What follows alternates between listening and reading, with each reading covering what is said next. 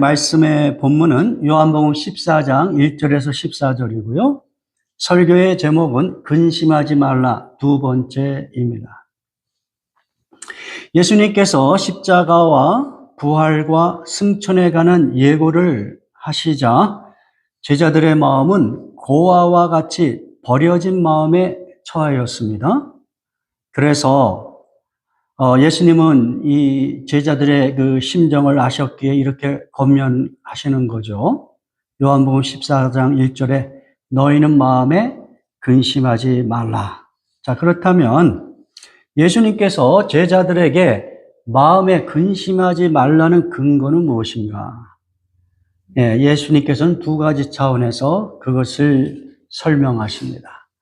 우리가 지난주에 그 첫 번째 이유를 살펴봤어요. 무엇이었습니까? 기억나세요?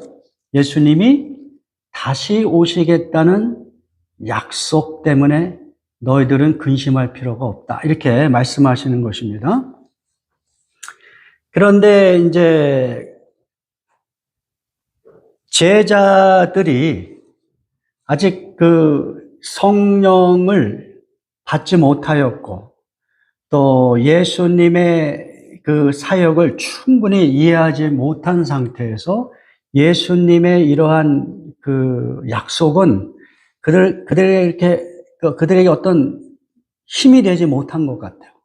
그러다 보니까 로도 예수님을 부인하고 제자들도 예수님의 십자가 그 고통 속에 함께 하지 못하고 어떤 소극적이고 또 예수님 곁을 피하여 자기의 몸을 사리는 그런 모습을 보여주는 것이죠. 복음을 충분히 소화하지 못하니까. 자, 그렇다면 오늘날 우리 성도들은 어떠냐 이게요.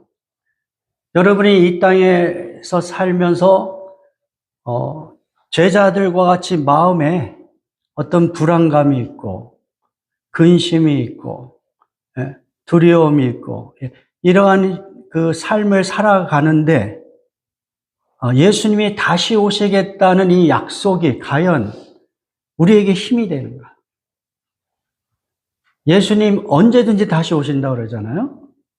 예수님이 도적과 같이 다시 오시겠다. 예수님이 다시 오신다는 얘기는 하나님 나라를 완성시켜서 하나님의 백성들이 그곳에서 영원토록 하나님과 교제하며 살게 하시겠다는 거 아니겠어요?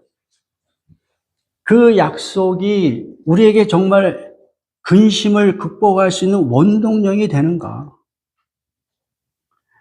내가 예수님을 믿고 하나님의 나라와 의를 구하는 과정 속에서 경험할 수밖에 없는 일종의 고난, 어떤 손해보는 것, 다른 사람이 전혀 신경 쓰지 않는 것을 우리는 신경을 쓰잖아요. 교회 살림을 신경 쓰고 교회 여러 가지 사역에 신경 쓰고 선교에 신경 쓰고 전도하려고 애를 쓰고 여러분 나름대로 그 여러 가지 하나님의 나라와 의를 구하기 위하여 나름대로 이 고난, 어려움을 경험하며 사는 거예요.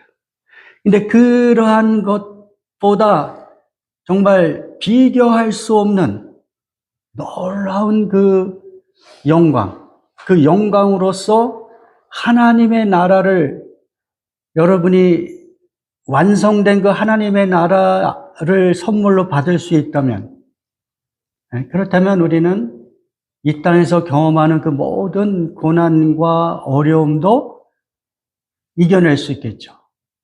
어떤 때는 기쁨으로 그것을 자발적으로 나 자신을 포기하거나 희생하면서 하나님의 나라를 위하여 헌신하는 삶을 살 수 있는 것입니다. 오늘날에도 예수를 믿는 그 성도들은 2000년 전부터 오늘날에 이르기까지 끊임없이 이 예수님의 다시 오심이 훨씬 더 큰 가치가 있다.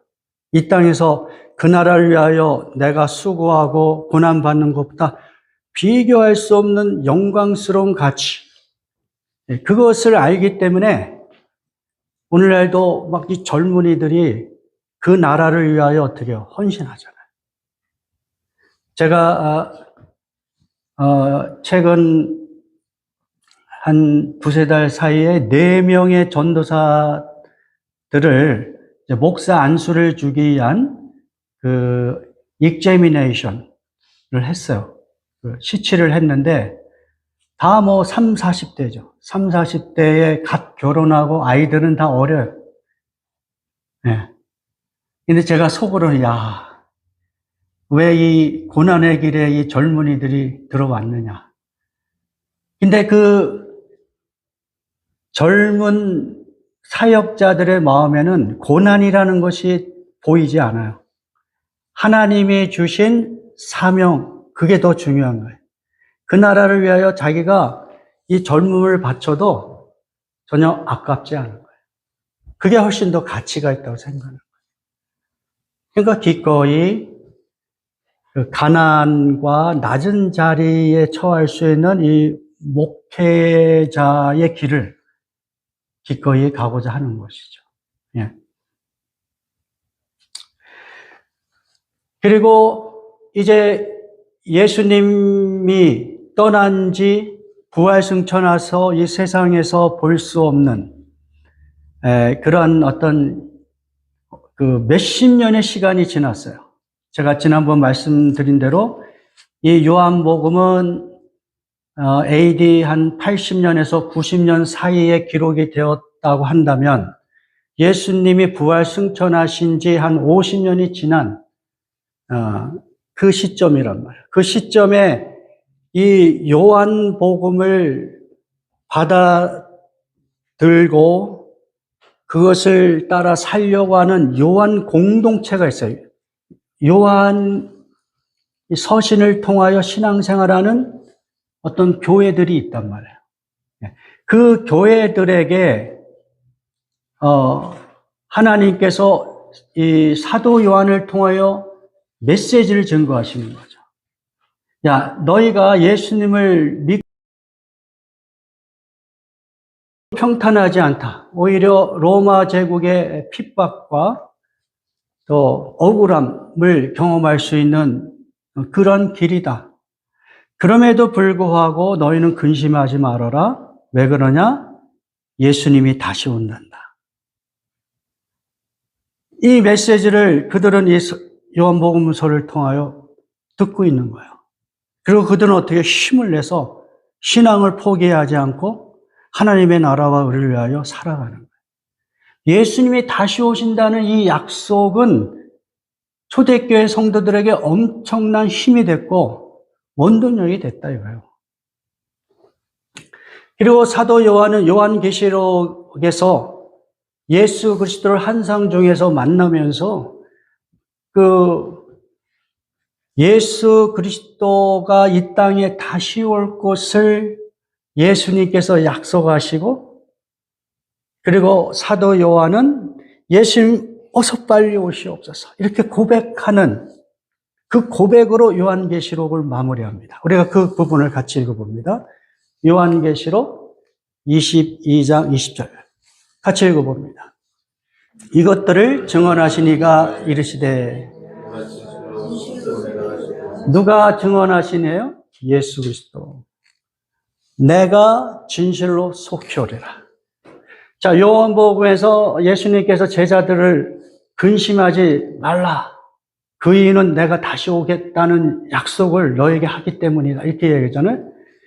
그리고 몇 년이 흐른 다음에 요한계시록을 또 기록을 했는데, 환상 중에 예수님을 만났는데 예수님께서 마지막으로 이 사도 요한과 그 성도들에게 도전하는 메시지가 뭐예요? 내가 다시 온다. 다시 약속하시는 거예요.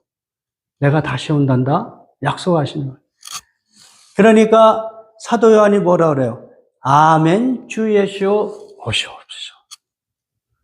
그러니까 이 요한 공동체는 이 예수님의 다시 오심에 대한 약속을 붙들고 그들이 살아가는 세상의 그 고난과 핍박을 이겨내는 거예요. 힘이 되고 원동력이 된 겁니다. 사도 바울도 예수님이 언제든지 도적과 같이 오신다는 그 어떤 긴박한 믿음으로 살았던 사람이에요. 그래서 그는 고린도 교회에게 이렇게 편지로 마무리를 합니다. 고린도전서 16장 22절 같이 봉독합니다. 누구든지 주님을 사랑하지 않는 자는 저주를 받을 것입니다. 마라나타. 근데 이 마라나타는 어떤 뜻이에요? 주여 어서 오소서. 이 마라나타라는 것은 헬라어가 아니고 아람어예요. 그러니까 예수님 당시에 그 유대인, 그 주변의 민족들이 사용하였던 공통 언어가 있는데 그것이 아람어입니다. 엘리 라마 사박다니라는 이 예수님의 그 십자가상에서의 그 외침도 아람어예요. 헬라어가 아니에요. 그래서 이 당시 사도 바울과 초대교회 성도들은 그들이 사용하였던 이 공통의 랭귀지, 아람어를 가지고 어떻게 표현하냐면 마라나타. 그러니까 공동체가 이렇게 예배 드릴 때도 마라나타라는 단어를 항상 사용했고, 그리고 이 청찬식을 할 때도 마라나타, 주 예수 어서 옵소서. 네? 그러니까 이 초대교회 성도들은 이렇게 함께 모여서 공동 기도를 드릴 때도 항상 마라나타라는 단어를 사용해요. 역사적인 그 문서에 보면. 네. 그러니까 초대교회 성도들이 그 모든 고난과 아픔을 이겨낼 수 있는 원동력은 무엇이냐? 예수님이 언제든지 다시 오신다 이거였어요. 네. 그 소망과 기대, 그것이 현실의 모든 근심, 걱정, 두려움을 극복할 수 있는 힘이 되었다는 것이죠. 예. 오늘 우리도 마찬가지가 되어야 되지 않느냐. 여기서 보면 누구든지 주님을 사랑하지 않는 자는 저주를 받을 것입니다. 이렇게 되어 있어요. 이것은 다른 말로 하면 이 마라나타라는 이 단어와 연결진다면 예수님의 다시 오심을 사모하지 않는 자, 그 나라에 대한 어떤 믿음도 없고 소망도 없는 삶, 그것은 결국 마지막 때에 하나님의 심판을 받을 수밖에 없다. 이렇게 이 부분을 해석할 수가 있는 것입니다. 그래서 저는 우리 성도들이 너무 이 현실에 몰두하는 현실에 충실한 우리의 어떤 가정생활 또 직장생활 또 모든 것들을 나름대로 충실하게 살아가면서도 우리의 마음의 중심에 정말 잊어먹지 말아야 되고 놓치지 말아야 될 어떤 힘이 있어요. 그게 뭐냐면 예수님이 언제든지 다시 오신다. 이거에 대한 소망을 갖는 거예요. 이 소망을 갖는 자가 이 땅에서 경험하는 그 모든 두려움과 근심을 극복할 수 있는 힘을 얻을 것입니다. 여러분, 많은 사람들이 예수님이 이 땅에 다시 오신다. 하나님 나라가 완성된다. 이게 마치 뜬구름처럼 들릴 수 있어요. 믿지 않는 사람은 더욱더 그럴 것이고, 믿음이 약한 자는 더욱더 그거에 대해서 기대하지도 않고 그냥 교회에 왔다 갔다 한단 말이에요. 네. 그러나 성경에서 전체적으로 신구약 전체를 통하여 어떤 중요한 단어들을 이렇게 뽑아낸다면 예수 그리스도가 제일 먼저 나올 것이고, 예수 그리스도를 통한 구원이라는 단어가 그 다음에 나올 것이고, 그리고 예수 그리스도가 이 땅에 오셔서 하나님의 나라가 임하였고 그 나라가 완성되기 위하여 예수님이 재림할 것이다. 이게 성경 전체의 중요한 주제의 단어로 우리가 연결할 수가 있는 것입니다. 그래서 여러분, 정말 강조하고 강조해도 이게 모자란 그 주제가 바로 예수님이 다시 오신다는 약속이에요. 이 약속을 여러분이 꼭 믿음으로 그것을 받아들이고 소망하고 기대하고, 그리고 그 약속이 실현되는 날 하나님께서 우리에게 주실 그 완성을 여러분이 기대하면서 여러분이 이 땅에서 경험하는 이 모든 근심을 극복할 수 있기를 주님의 이름으로 축원합니다. 두 번째, 예수님은 근심하지 말라는 근거를 이렇게 말씀하세요. 요한복음 14장 1절 같이 봉독합니다. 너희는 마음에 근심하지 말라. 하나님을 믿으니 또 나를 믿어라. 너희가 하나님을 믿듯이 나를 믿어라. 너희가 나를 하나님같이 믿어라. 지금 이 말씀은 예수님을 하나님과 동격으로 말씀하시는 거예요. 그리고 내가 너희에게 약속하는, 나는 너희들이 정말 믿을 만한 그 하나님이야. 너희가 생각하는 그 하나님을 믿고 있지? 내가 그 하나님이야. 나를 신뢰하고 너의 그 운명을 나에게 맡겨라. 너의 근심거리, 두려움을 우리 예수님께 맡겨라. 이런 메시지를 주심으로 이 제자들을 위로하고 있는 것입니다. 그래서 오늘 본문 말씀을 통하여 예수님은 당신이 하나님이라는 것을, 그래서 우리의 운명을 그분께 의탁하라고 도전하시는 그 메시지를 세 가지 차원에서 말씀을 해요. 첫 번째는 뭐냐면 예수님이 이렇게 말씀하십니다. 너희가 나를 본 것은 누구를 본 거다? 아버지 하나님을 본 것이다. 놀라운 선언을 하세요. 대단한 선언이죠. 누가 이렇게 얘기를 하겠어요? 요한복음 14장 7절에서 9절. 나를 알았더라면 내 아버지도 알았으리로다. 이제부터는 너희가 그를 알았고 또 보았느니라. 빌립이 이르되 주여 아버지를 우리에게 보여주옵소서. 그리하면 족하겠나이다. 예수께서 이르시되 빌립아 내가 이렇게 오래 너희와 함께 있으되 내가 나를 알지 못하느냐? 나를 본 자는 아버지를 보았거늘 어찌하여 아버지를 보이라 하느냐. 빌립이 주여 아버지를 우리에게 보여주옵소서. 다시 하면 하나님을 나에게 보여주세요. 그랬더니 예수님께서 나를 본 자는 누구를 본 것이다? 아버지를 본 것이다. 하나님을 본 것이다. 예수님께서 이렇게 놀라운 선언을 하고 계시는 것이죠. 성경은 일관되게 예수님이 하나님이신 것을 선언하십니다. 우리 사도 바울의 그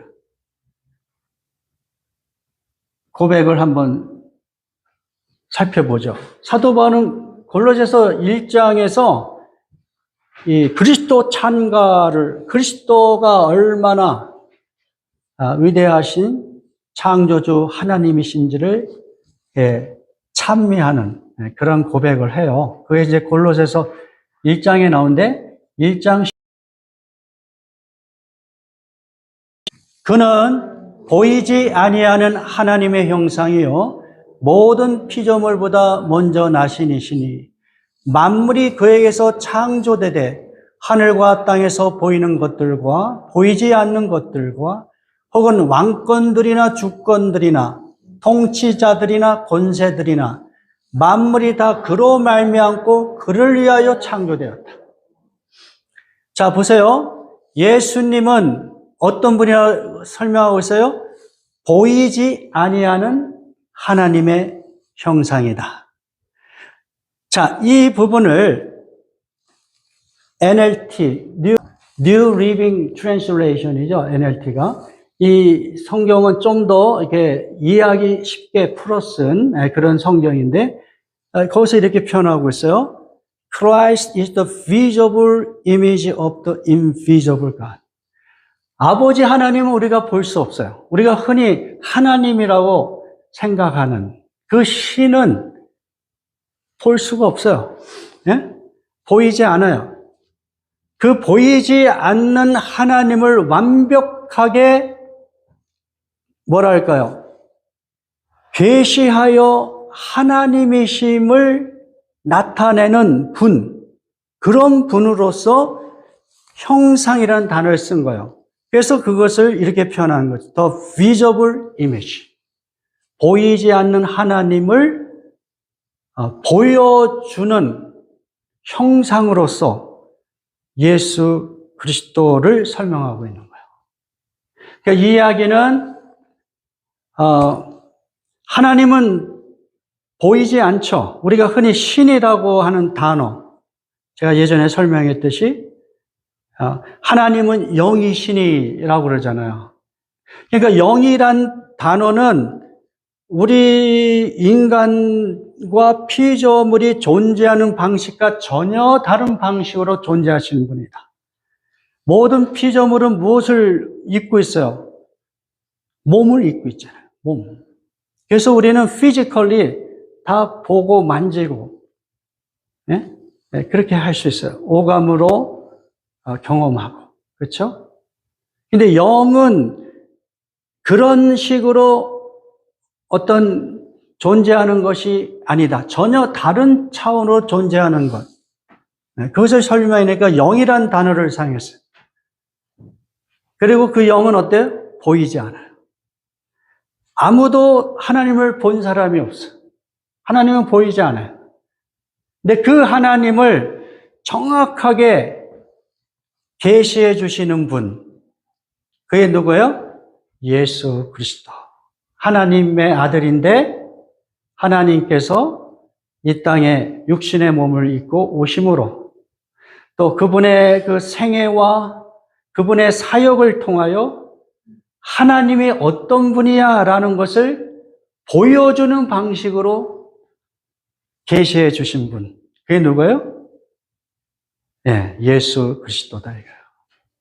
근데 그분은 어떻게 표현됐어요? 모든 피조물보다 먼저 나셨다. 여기서 이제 먼저 나셨다. 영어로 the firstborn 이렇게 표현되는 단어인데 여기에서 우리가 오해를 할 수 있는 게 예수님이 하나님인데 어떻게 태어나느냐? 어떤 시간의 개념으로 이 부분을 이해한다면 그러면 이제 여러분이 예수님을 잘못 이해하게 되는 거예요. 지금까지 역사적으로 예수님을 잘못 이해하여 예수님이 하나님의 피조물로 그 피조물 중에서 탁월한 분으로 이런 식으로 해석하고 이해한 사람들이 있었어요. 그런 사람들은 전부 이단으로 정죄를 받았어요. 오늘날 여호와의 증인, 여호와의 증인이 예수님을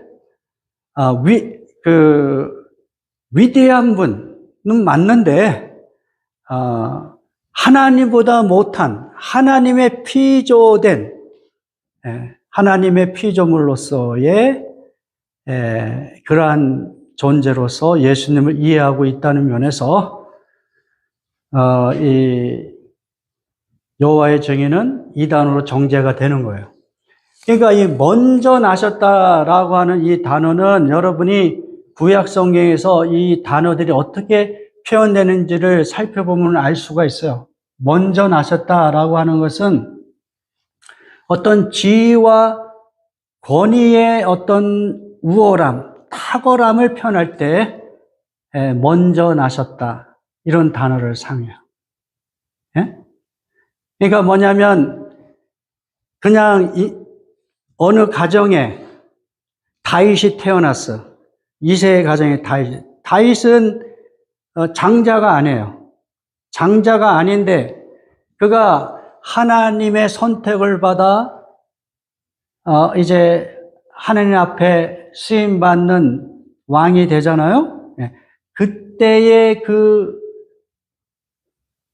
다윗을 뭐라고 표현하면 장자다. 이스라엘의 장자다. 이렇게 표현을 해요. 그때 장자는 이세의 가정에서 태어난 장자 이런 의미가 아니라 그 권위와 그의 위치에 있어서 이 탁월한 사람을 표현할 때 장자라는 단어를 사용하는 거예요. 그것이 first born이라는 의미가 있는 거예요. 이런 의미가 있기 때문에 이 New Living Translation은 이걸 풀어서 이렇게 설명한 겁니다. 이 부분을 같이 읽어보면 He existed before anything was created and is supreme over all creation. 모든 피조물보다 먼저 나신 자라는 것을 오해하기 쉬우니까 그 원래의 의미를 가지고 설명을 하는 거예요, 이 성경에서. 그러니까 예수님은 존재하시는데 어떻게 존재하세요? 모든 피조물보다 먼저 존재하시는 분. 그분은 모든 피조물보다 어떻게 해요? 수프림. 최고의 권위를 갖고 있는 탁월한 분. 이렇게 표현을 하는 거예요. 그게 이 먼저 나셨다라는 이 단어의 의미를 설명하는 것입니다. 그래서 이 16절 말씀이 같이 연결이 되는 거예요. 16절 말씀 무엇을 얘기해요? 모든 피조물. 보이는 것이나 보이지 않는 것. 보이지 않는 것은 뭐예요? 영적인 것. 천사. 네, 이런 것들이란 말이에요. 그러니까 보이는 것이나 보이지 않는 그 모든 것들을 창조하셨다. 그로 말미암고 만물이 다 그로 말미암고 예수 그리스도를 통하여 창조가 되었다는 거예요. 이렇게 예수님은 창조주인데 그분이 어떻게 피조물이 되겠어요?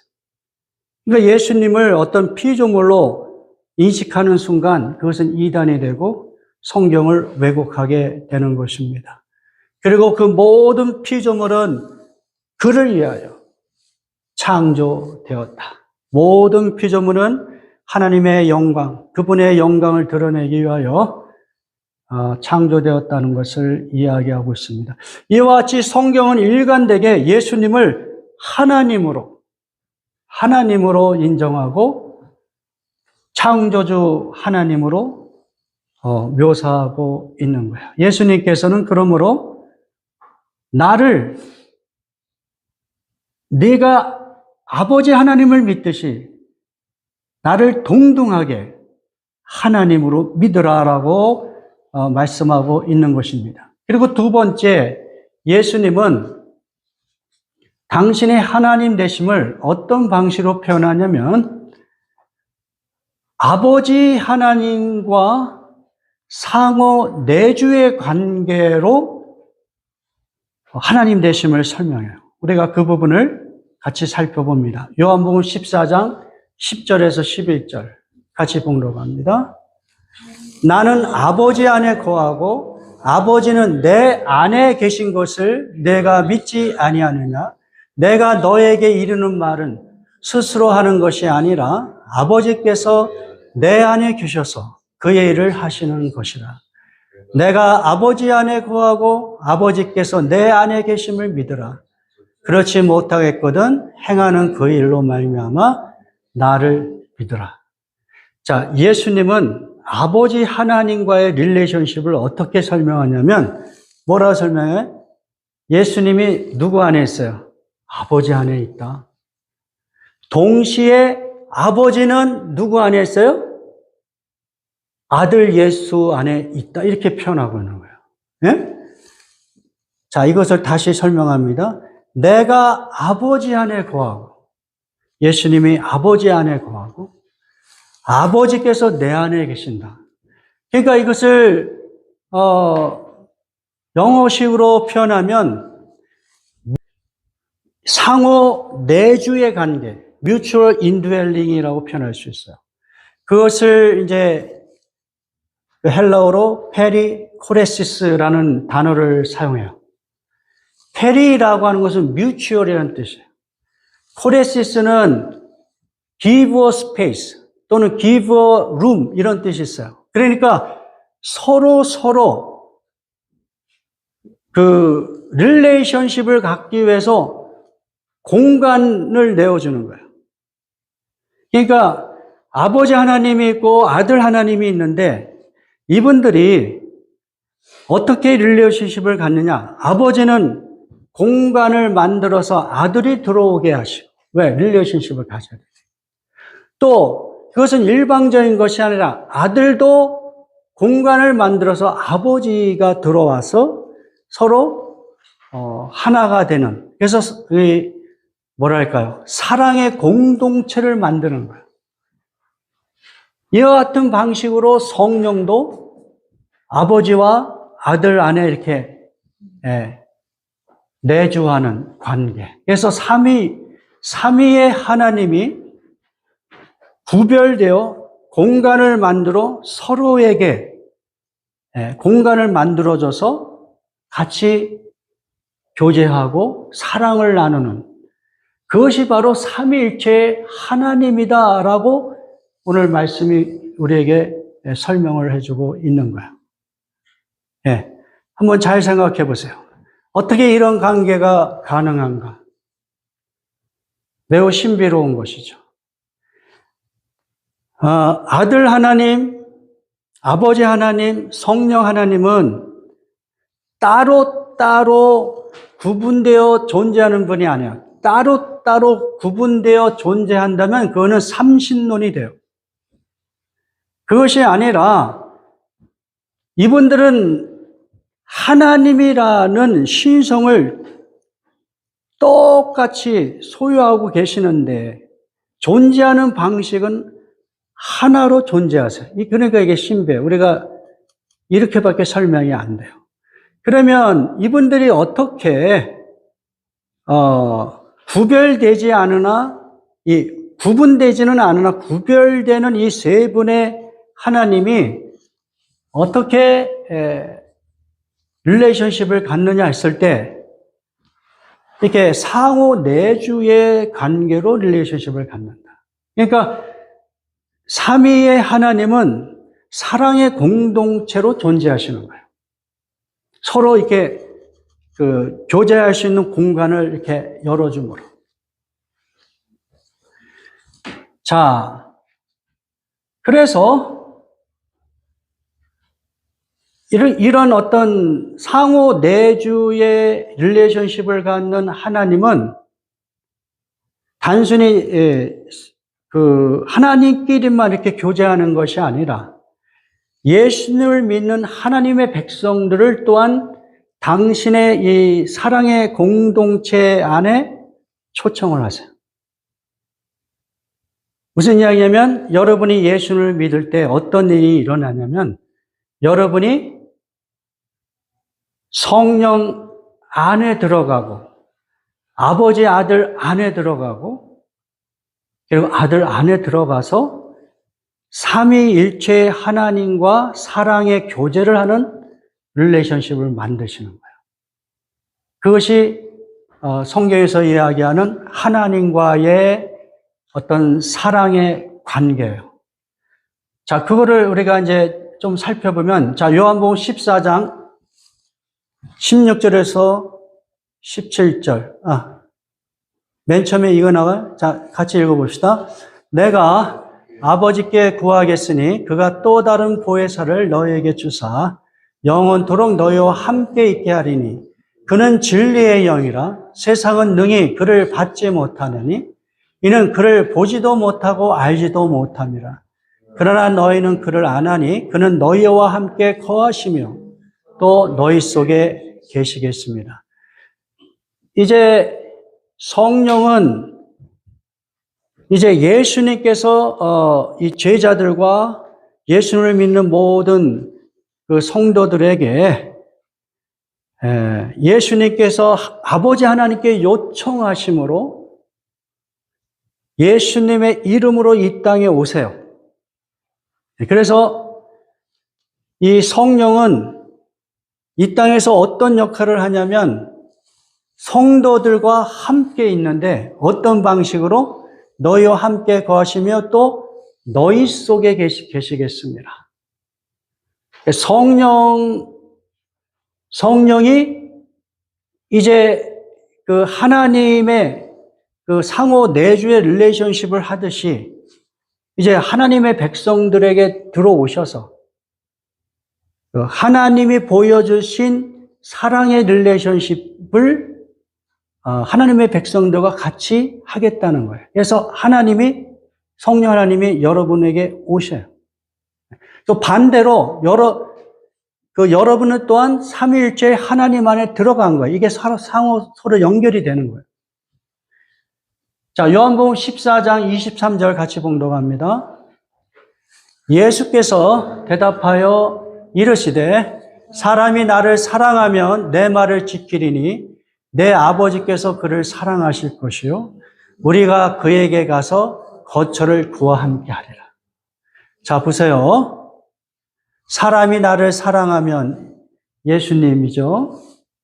그러니까 예수님을 믿으면 내 아버지께서 예수를 믿는 사람들을 사랑합니다. 그리고 여기서 우리가 누구겠어요? 아버지 하나님과 아들 하나님. 우리가 그에게 가서 그가 누구예요?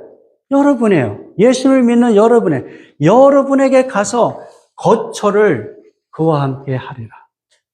그러니까 삼위일체 하나님, 아까 성령을 봤잖아요. 성령도 여러분 안에 거하신다 그러잖아요. 이 말씀은 뭐예요? 아버지 하나님과 아들 하나님도 여러분 안에 거하겠다는 거예요. 이와 같이 삼위일체 하나님의 그 상호 내주의 릴레이션십을 예수님을 믿는 사람들에게도 똑같이 적용하여 그들을 하나님의 그 사랑의 공동체 안에 들어오게 하셔서 서로 공간을 내어주고 그리고 교제하도록 사랑의 공동체를 만드는 것. 그것이 하나님의 큰 그림이에요. 구원이라는 것이 이렇게 설명될 수 있다는 거예요. 그래서 우리 이제 예수님이 결론적으로 이제 요한복음에서 말씀하시는 것은 내가 너희에게 한 가지 계명만 주겠다. 그게 뭐예요? 서로 사랑하라. 왜 그러냐? 너희는 어떤 관계 속에 있어요? 사랑의 공동체 안에 들어온 삼위일체 하나님이 사랑의 공동체를 만들어서 그렇게 릴레이션십 하듯이 너희도 그 안에 참여된 자가 됐으니까 너희도 이제 세상 속에서 보여줄 것은 사랑의 모습을 보여주는 것이다. 예수를 믿는 사람들은 서로 사랑의 공동체를 또 만들어서 그래서 너희를 보면 사람들이 예수 그리스도를 믿는 하나님의 자녀라는 것을 알 수 있도록 너의 개인과 너의 공동체가 하나님의 사랑을 드러내라. 이것이 내가 너에게 증거하는 유일한 한 계명이다. 예수님께서 그렇게 말씀하시는 거예요. 자, 마지막으로 이 말씀하고 제가 빨리 끝내기로 하겠습니다. 자, 요한복음 14장 12절에서 14절 같이 봉독합니다. 내가 진실로 진실로 너에게 이르노니 나를 믿는 자는 내가 하는 일을 그도 할 것이요 또한 그보다 큰 일도 하리니 이는 내 이름으로 무엇을 구하든지 내가 행하리니 이는 아버지로 하여금 아들로 말미암아 영광을 받으시게 하려 함이라. 내 이름으로 무엇이든지 내게 구하면 내가 행하리라. 그러니까 지금까지 예수님은 아버지 하나님과 동등한 하나님이시라는 것을 말씀하세요.